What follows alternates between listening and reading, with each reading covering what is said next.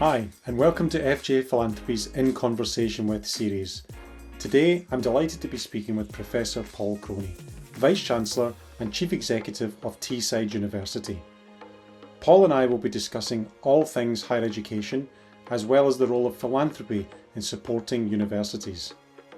FJ Philanthropy is a management consulting business specialising in helping charities, universities and schools grow their income through philanthropy. We hope you enjoy this discussion. If you do, please don't forget to like and subscribe, and stay tuned for future interviews coming this way soon. Many thanks. Thank you very much again, Paul, for agreeing to meet today and to take part in this, what I hope will be an informal discussion, we may deviate off some of the questions with some supplementary questions as we go through, but perhaps if you are willing, then just to kick things off for us, maybe you could say a little bit about the University of Teesside, where you're, I think you've been the Vice-Chancellor now for about 10 years, if memory serves me correctly, and just say a little bit about that, and I suppose a bit about the institution and its plans for the future and your vision for the institution as well. Yeah, sure. Well, thank you for the opportunity, Craig, to discuss this with you today. Teesside University is what we would call a medium-sized institution. We've got about between 18 and 20,000 students, depending on what measure of full-time equivalent or whether actually head count. And we are based in the Tees Valley, and we're classed as one of the new universities, i.e. we were created as a university in 1992. However, the university has been around for approaching 100 years in terms of its incarnation from one of the colleges that was present in the town of Middlesbrough, yes. which was created to provide industry training for shipbuilding and related engineering. So by that definition, we're one of those universities you would call as a very applied in the sense that we apply it, we generate knowledge, but apply that in practice very quickly. So we've been in existence for quite some time, and we pride ourselves on our mission, which is to transform lives and economies. So the knowledge, and we've got some great research areas now, the knowledge that we generate and in the bioscience area, in health and medicine and in engineering, animation and the social sciences, we use that very quickly into solutions. So impact's a real thing for us. We draw it into our curriculum. So the learning programs at Teesside are all informed by research and our knowledge exchange, because we actively live and breathe the work we do with either industry or with voluntary organizations or the public sector. We create many of the country's key workers, nurses, midwives, paramedics, teachers, police officers. We're essential to the economy of the Tees Valley. So we're very much what we call an anchor institution. So we're immersed in everything that goes on and stimulate the economy and work very close with partners and stakeholders. So, and our students are those which would probably you'd recognize as first generation in the main. They go through a very steep learning curve, and our learning gain at Teesside is phenomenal. We have a great record for graduate jobs. Often our students start from humble backgrounds, but they exit with great jobs. And we're really pleased to say that the university is one of those in England with one of only 14 with triple gold for our teaching excellence, which is for our experience, our graduate outcomes, that's the attainment, and the overall university. And we've just been recently awarded Ofsted Outstanding for all categories for our 2,500 apprentices, so which are in many disciplines across the institution. So we're in a part of the world that's challenging in terms of economic deprivation, yes. Academic attainment, social mobility, you name it, we have a lot of it. The highest levels of knife crime outside London, drug abuse. It's a real challenging context, but we meet that by ensuring we deliver and do better for our constituents and our communities. So we don't moan about it. We don't get a violin out. We just get on with raising aspiration, raising ambition, and transforming lives. So that's that's what we're about. I would say, a transformation university for those who attend. And just in terms of the attendance then, and you mentioned first generation, and then the excellent employability statistics that you were referring to a moment ago, do you find that the region is still able to sustain the vast majority of your graduates then? Is there demand for those skills and the talents that you help equip those young people with to remain in the region, or do they go far and wide, as it were, and look for Well, employment outside of the some region? do, some don't. But I mean, the truth of the matter is, Craig, we have a real shortage of graduate talent in the region. I mean, the irony is, the skills, needs, and wants of the businesses around here, which are chemical, engineering, in the private sector, they're crying out for graduate skills. So we're fortunate to get our students in those kind of jobs. So if you graduate with a degree in engineering or chemical engineering, you're in a really good place to get a position. So the labor shortage that's led to a lot of poaching of labor by companies, since coming out of the pandemic and the economy beginning to I say upturn, but there is a major skills shortage, because we do know the country's got, in England, has got this terrible statistic of having large numbers of able, inactive members of the labor force. Yeah. And so there are jobs for our graduates to go to. The problem is that our graduates are deterred from enrolling as students because of the debt that has been brought upon them by the previous government in England. It's unlike Scotland, where you don't pay for your education and higher education. You do in England. So the biggest problem is there is a great demand for graduates, but there's a reluctance to recruit graduates. The graduates are reluctant to enroll in the area because they're frightened of the debt. Yeah, not least those first generation examples that you cited as well, because not only is it a first for them, but it's a first for them, and suddenly they're going to be saddled with, I guess, the best part of north of £40,000 plus of debt, especially with living expenses if they have to move out, etc. Oh no, more than that. It'll be 60,000, 60 to 70,000. It's quite a horrific burden. Yeah.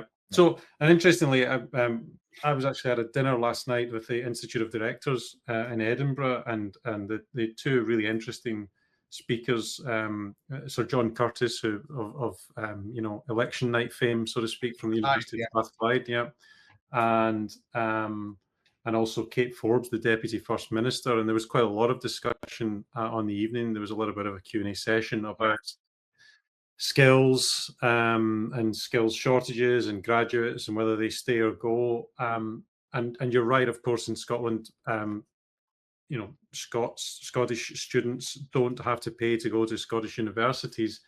I'm not sure, however, that that's necessarily helped with the whole financial situation for the institutions up there either. To be completely frank, I think that's brought other challenges. But so just thinking about what you said there about the encouraging people to go to university, I was going to ask you a question about student expectations. Over the last few years, and obviously with the Office for Students as well, read various articles about the shifting expectations of students. So we've got the potential fear factor around the debt that we've just touched on, £60,000-70,000 as you've outlined. What about, how does that affect their mentality when if they do choose to come to university? Is that changing how they value it in the first place, the experience, and also how they measure, I suppose, what they consider they're getting back in return in terms of value?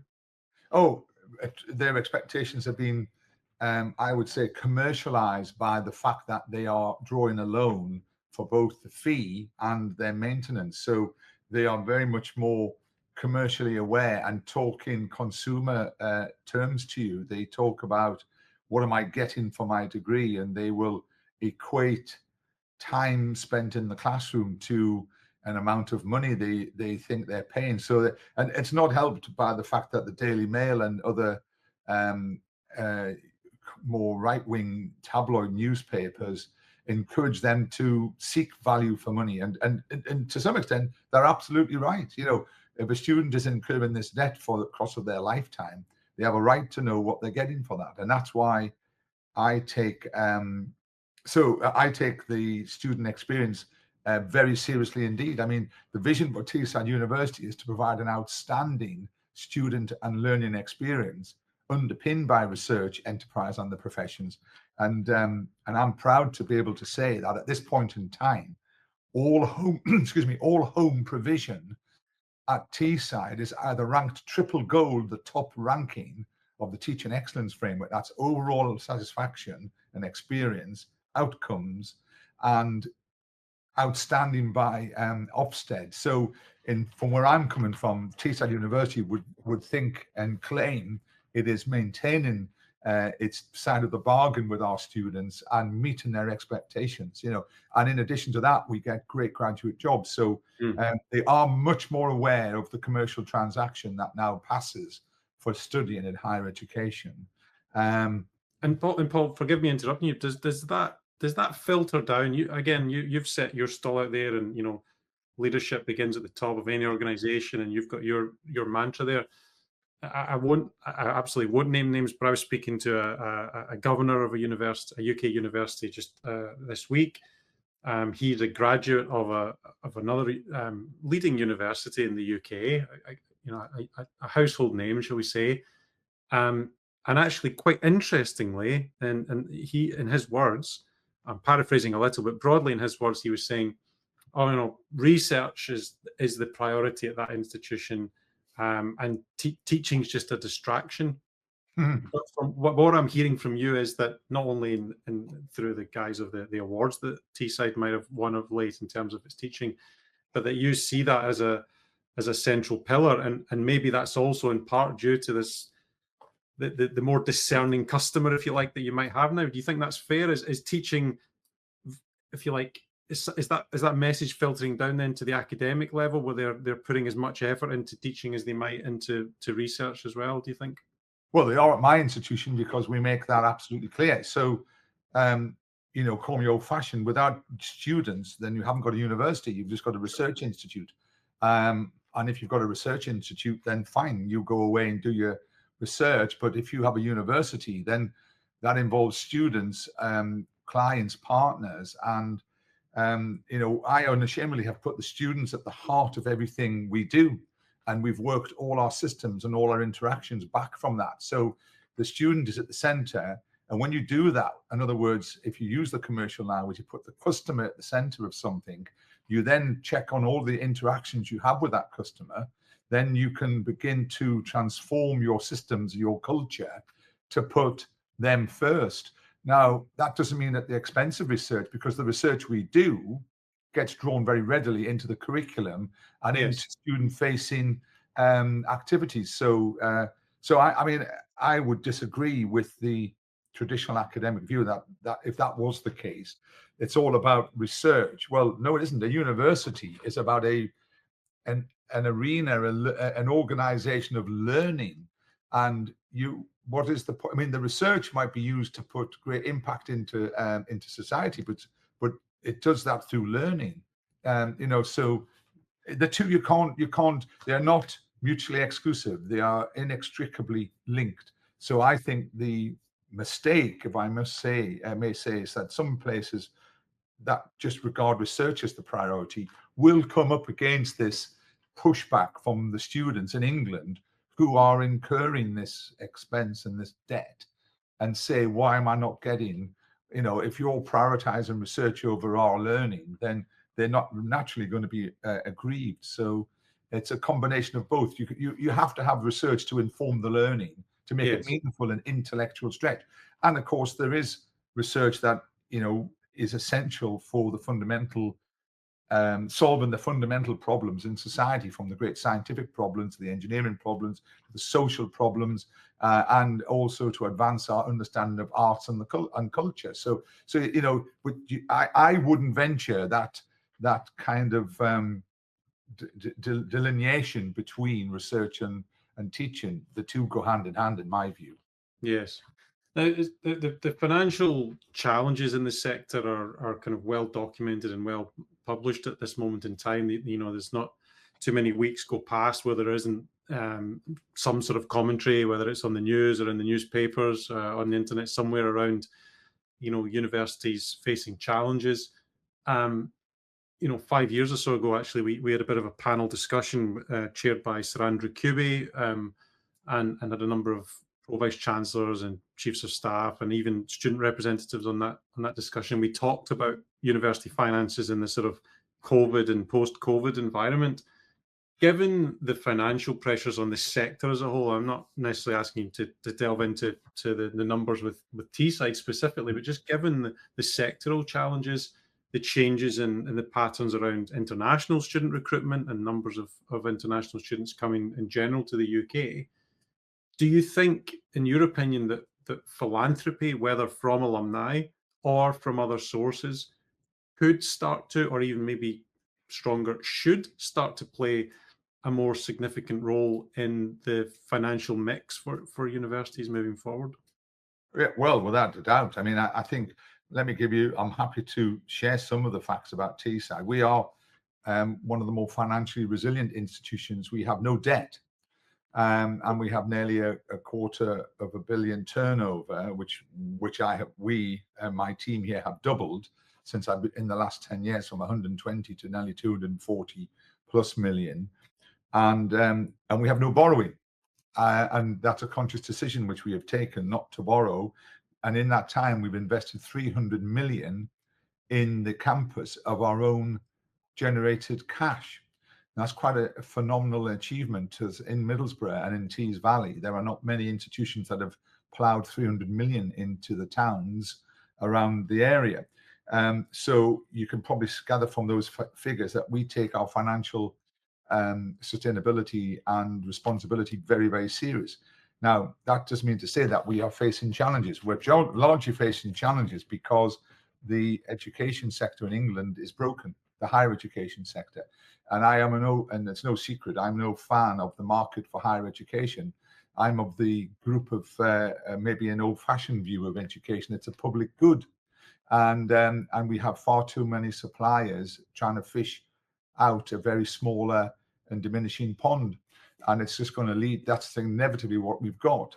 So with the diminishing returns from home students, the government in England, and quite rightly, saying tuition fees are high enough, because the student would bear that burden. So the costs are rising, the income's static.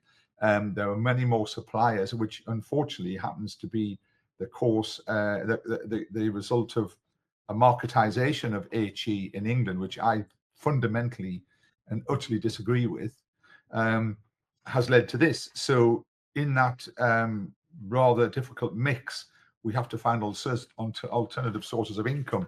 And for me, I think philanthropy and fundraising and donations really help us. We're trying to raise money through what we call the Teesside Transformation Fund, which is directly aimed at helping offer maintenance grants or scholarships to home students who are able to do university degrees but are reluctant to enroll because of the fear of the debt.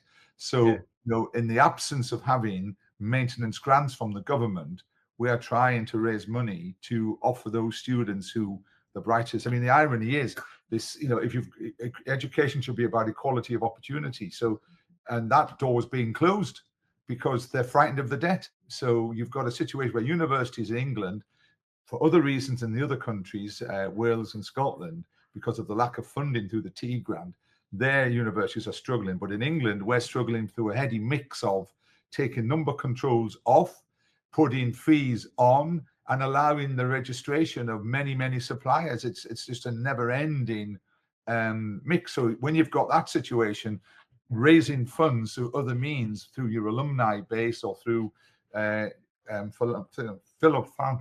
philanthropic organizations who want to see equality of opportunity is an essential part. So, philanthropic donations are, in my view, where we are having to turn and get scholarships. And there are some generous donors that we have. Obviously, we would want a lot more, if possible, from corporates, because the prize is getting more graduates in the university and in society. It's interesting. Well, probably I'm trying to think now. Lost track a little bit. At least 15 years ago now, maybe more. I had the privilege of working with a donor based in the north of England when I was working at the University of Durham, and that was his. I think it was a seven-figure donation from memory, and it was specifically about widening access, if you like to use the Yes. jargon. It was about giving kind of first generation potential students an opportunity and funding, covering some of that burden, not all of it, clearly. Um, and actually, you mentioned at the outset of our discussion about Teesside being that anchor institution. Again, we were working with another anchor institution in the UK over the last couple of years, and they had also spent quite a lot of or diverted quite a lot of the energy of their alumni and development office specifically towards funds for students who were coming, maybe from backgrounds that were where there was a financial challenge or where debt was something that was unusual to them and not familiar to them and was probably quite scary to them.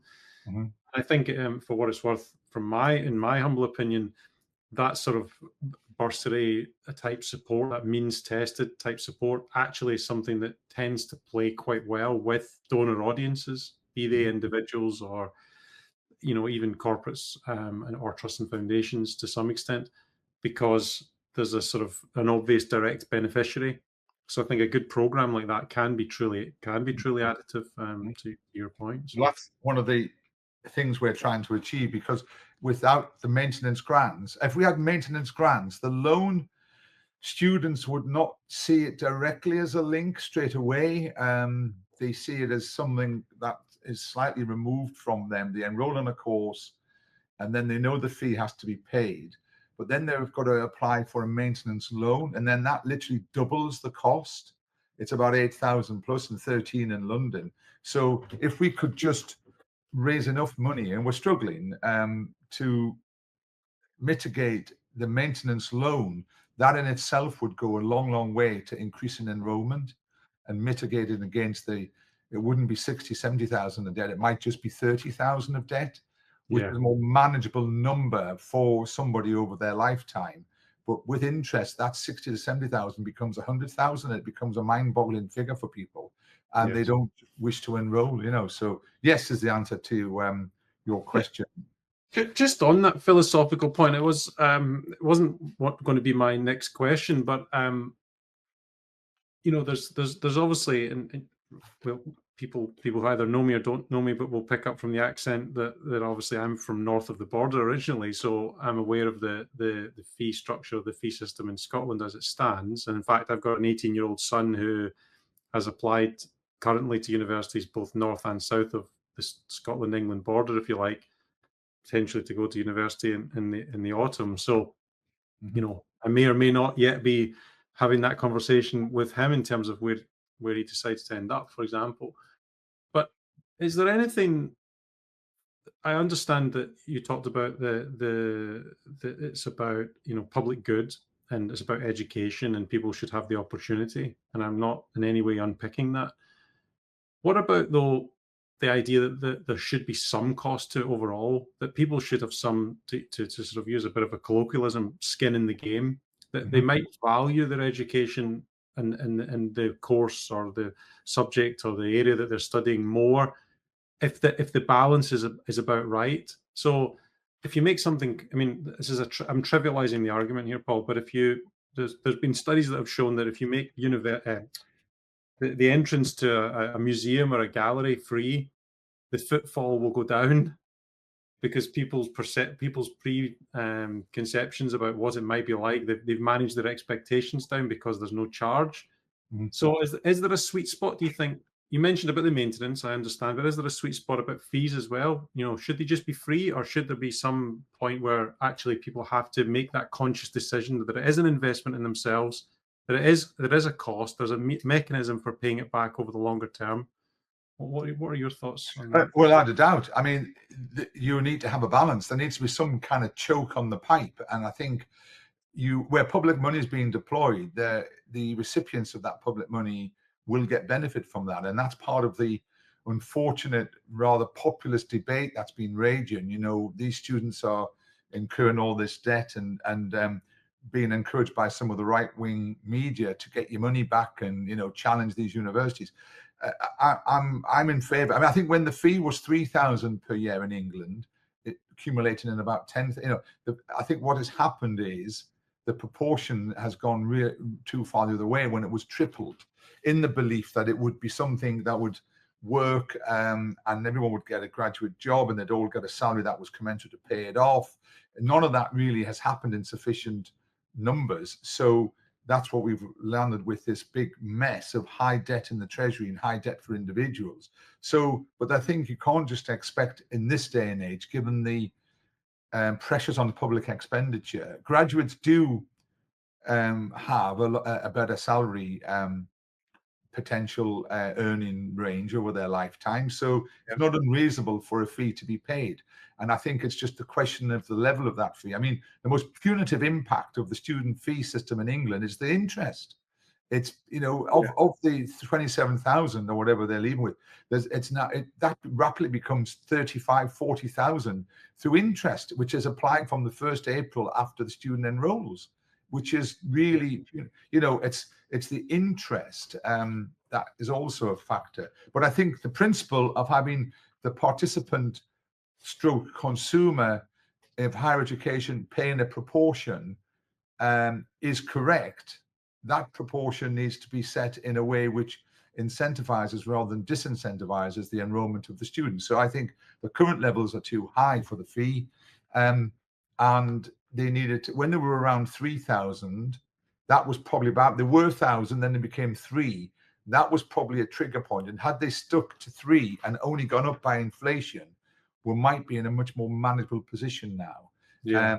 That required the top up of T grant, though, to be allocated with a student number distribution model.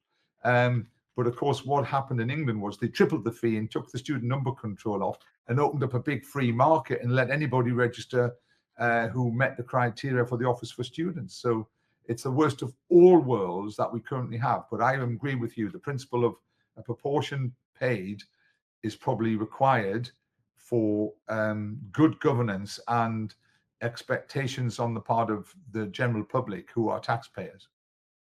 So there's obviously a potential priority around the utilization of of philanthropy to support students, and I think we are aligned in that philosophically. That I think that's a really not only a really good use of money, but I think actually quite an attractive proposition, if I can put it that way, to a lot of people who might have been successful in life, or they might run a business that's been very successful and they feel they're in a position and they want to give something back. Are there any other areas within the university context where philanthropy, as perhaps at Teesside already, or could, in your mind, play a role? Maybe that's in enhancing the student experience in some other way. Maybe it's to do with research agendas or facilities. Are there any other areas where it feels like a strong alignment from your perspective? Yeah, I mean, both. We have a digitally enabled learning strategy. So we do work with Apple, where the first, or where they think we're still the only UK Apple distinguished school in higher education in the United Kingdom, and they give us a good deal on. All my students get an iPad when they enroll because digital poverty is a big issue. So they can't access the technology. So by giving everyone an iPad on enrollment, and that is a cost to us but we have a reasonable arrangement with Apple to do so. So that facilitates the learning. And we also have Adobe, which allows us the software access. And again, we pay, but we also pay at a rate which is more preferable to a learning institution. So there are ways and means that corporate philanthropy and philanthropic helps the learning, and digital poverty is one of the key areas.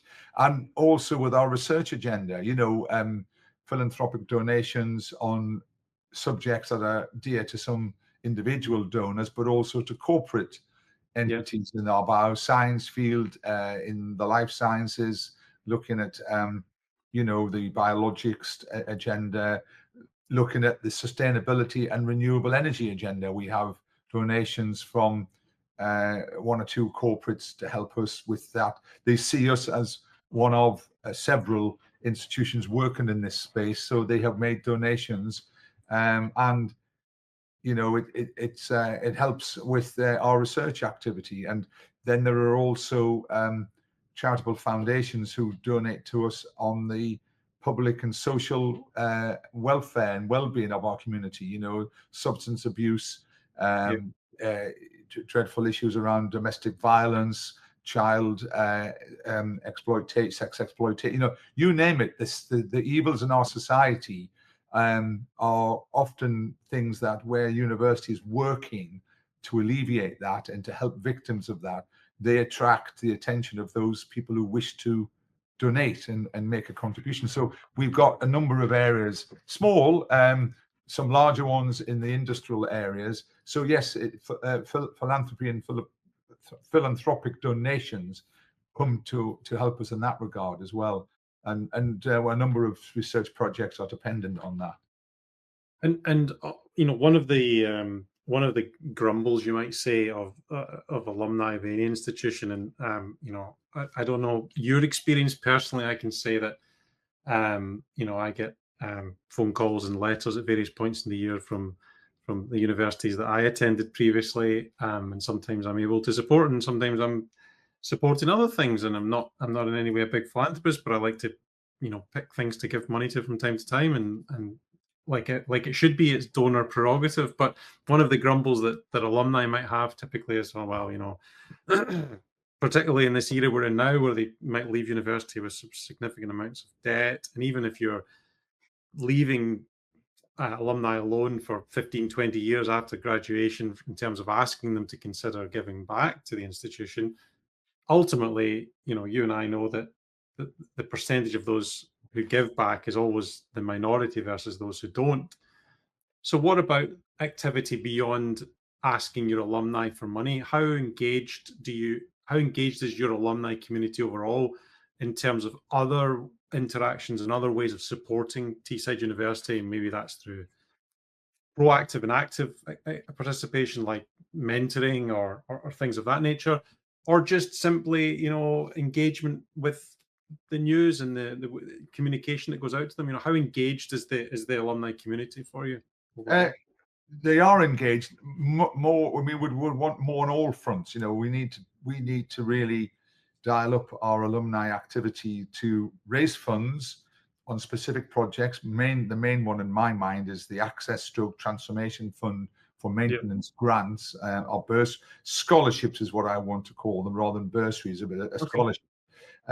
But we do have alumni who come and give back. You know, they do talks for us. They often in the areas where they've you know, they've been successful entrepreneurs, they'll come back and they've left and done a spin-out business, then they've done really well. So they, you know, that kind of, and there was one or two mentoring programs that are in place. Again, it could be much more involved and broader, but there are, you know, there are alumni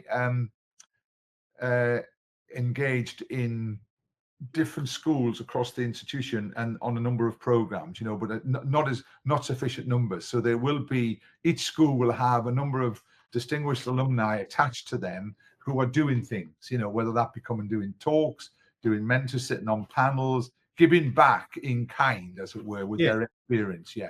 And there's quite a lot of that going on, and particularly in the space around our animation and digital work, because a lot of these spin out businesses or people who are still in their 20s and they're making lots of money, you know, on artificial intelligence initiatives, on gaming, on streaming, and so on and so forth. So they're often back and forth in and out of the institution. So we do have a fairly active stuff going on there, but it could be much broader and wider, in my view. And is fundraising and is, if you like, alumni engagement, and those two things, you know, need to really be hand in glove, of course, but are those two things currently integrated into your overarching organizational strategic planning? Not as funny enough, we're going through a restructure of that now. I mean, in my view, it's an entity which is present, but it needs to be elevated and much more central to the university strategy. Okay. For all the reasons we've just been talking about, as a university in England, in an area which doesn't have um, the numbers of students coming forward, and also isn't recognized as a big distinctive university city as Yep. such. So we are now working on elevating that into a much more central and strategic part of the university's activity, and to basically scale up and dial it up in many areas. And to that end, then, is there scope, or will there be opportunity in the future, to your mind, then, for not only for it to be, if you like, not necessarily a central part, but a key component then of future planning and future strategy, but also for it to be more integrated at an individual level? Because, of course, most universities, if not all universities in the UK now, will have, even if it's a very small department, they'll have someone doing alumni relations, and they'll have someone doing fundraising, let's say, and maybe a few other support staff. And of course, the universities who are uh, better endowed in that area, or have been doing it a much longer time, they might have, in some cases, hundreds of staff in their department. So you've got the full spectrum. Mhm. But I think in my humble opinion, what typically makes universities most successful is less to do with the number of people that they have doing it formally in those development, whatever you want to call them, development alumni offices. Different universities use different acronyms, and actually more about how thoughtfully it's embedded into other people's remits to an extent. In other words, how active is the vice chancellor when it comes to, from time to time, to be involved in a big fundraising proposition or a big fundraising ask, or how active is a particular academic in engaging with someone who might be willing to support in kind in some way? Mm. Will your strategic cycle and your thinking about structure moving forward, will it allow for that then, where there'll be, of course, there's a responsibility with the person whose role it is formally, but actually for there to be some shared responsibility across key staff in the I think institute? it's the latter, Craig. I mean, because we haven't got the funds to have a big department to sustain that level of, it has to be an embedded function and seen as the role of many areas of deans and directors. So we're going to pursue the latter approach. We do have fundraising dinners and a scholarship and donors dinner and that kind of thing, which are more formal, just social activity. Well, it's in a diaried activity, but I think it has to be a more embedded approach, because we don't have the luxury of having a broad, big team to do on any of that. Yeah. And just finally, I'm conscious and grateful for your time. In terms of culturally as well, just building on that point, because there's the pragmatic and practical aspects of the doing, but then there's the cultural aspects of embedding that culture of philanthropy in an institution that I think has a series of life cycles. So, how, at the moment, you mentioned there've been some things that have been funded, and you've had some donations come in, could be corporates. How visible are those things to, I guess, current students, but also academics beyond the academics that are directly involved? Is in other words, is philanthropy obvious? Is it celebrated? Is it kind of communicated with other key, internal stakeholders, that this has been made possible by this generous donation? In other words, does it start to permeate from the point that you've arrived as a fresher and you think, oh gosh, that new facility, or that this scholarship's been courtesy of someone who was here before me, and therefore it's sort of planting a seed in the long term? What's your... We do that to an extent, but again, we could do more of it. So there, as I say, there are donors and scholarship dinners. We have particular events. The donor who makes a donation to a scholarship scheme will be put in touch with their recipients, and they will be feeding back, and they'll watch their journey and they get updated on that. So there is a, it's not a, here's, you put your money in a tin and then you never see it again. It's actually, you make the donation, the connection is made, the relationship is built. So there is a relationship with the donor and the sponsor, and the students will be brought into contact with them, and then it is made, people are made aware of the, you know, there are such and such, you know, the various, you know, scholarship scheme. I'm a so and so scholar. That'll be known, and but again, we could make much more of that. So we do celebrate it, we do recognize it, and we do more than acknowledge it. We recognize it and we nurture it. But again, there could be a lot more done in that space to kind of really dial it up. So we're on the cusp of needing to dial up and scale up everything, really. Yeah. Okay. Well, the final question I have for you is, if you have a view, what's going to be the next big change? You know, I know on a sort of more personal level, in the last decade, you've doubled the turnover of the institution. You've invested £300 million or so in the campus without taking on any debt, and lots to be proud of in terms of what you and your team have achieved at Teesside. For the sector as a whole, Paul, what does the next 10 years look like? What's sort of coming down the track in your view? Bloody challenging, I think. Well, the big challenge, the biggest challenge, Craig, is financial sustainability. I mean, there needs to be, and I am a member of, well, I'm a number of boards and stuff, you can imagine, but I make no secret of the fact that they're tinkering at the sidelines by governments, new administrations, with raising a fee by small amounts of RPI, or what we're going to hear is no fee rise or free.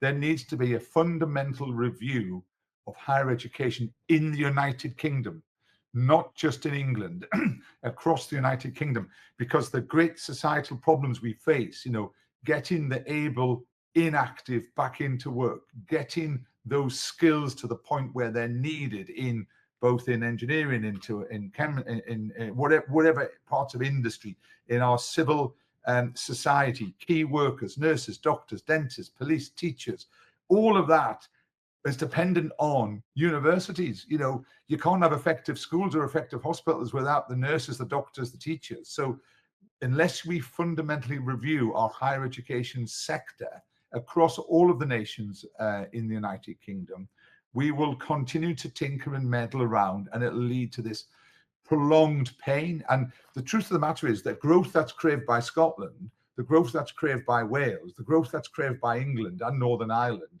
and the building of communities and culture and civil society all depends on how we treat education and how we educate how we re-educate people who have left the labour force and want to return, how we embrace artificial intelligence and digitalization. So all that depends on having vibrant institutions of learning called universities.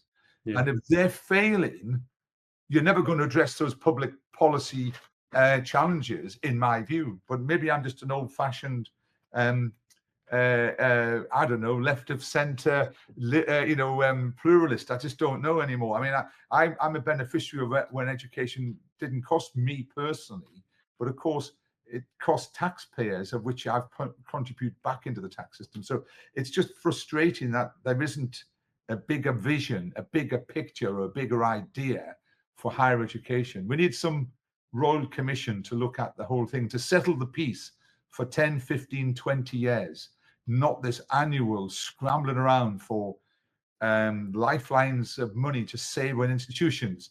There needs to be a fundamental review of our HE system. That I think would bring peace beyond my tenure as a Vice Chancellor, Yeah, and actually, for what it's worth, maybe I'll end the recording in a second. I'll edit this a little bit out, and I'll say thank you to you on the recording, though. But maybe for what it's worth, actually, though, I think in terms of the sector, you mentioned a UK-wide review. I think that is common sense, and I think there's lots of areas where you and I may be aligned, and maybe if we were sat over a coffee together or something, there may be areas where we're misaligned and we don't agree on things. But the one thing I will say is that, and I think it's been brought into focus by, as I say, my oldest son being in a position of applying to universities this year, I spent a long time working in the sector as well and thinking about, things like admissions teams and telling, families and parents, don't be fixated on league tables and all that. So I know all of this stuff as well. But at the same time, if you put it in really stark terms, if you have if you had a university in Carlisle and you had one over the border in Gretna, and you're Scottish domiciled, and they're equal pegging for the course, never mind the university, for the course you want to study, and they've got similar employability statistics, you would in some respects be crazy to go and take on the debt and go a few miles across the border to Carlisle. Correct. When you could get educated for free. So that's great for that individual, and it's great for therefore the thousands and thousands of individuals each year that are in that situation, that hypothetical situation. The downside of that, and the flip side, is that what it does is it creates an imbalance in the whole of the UK, because people suddenly are making decisions that are, in a sense, purely financial.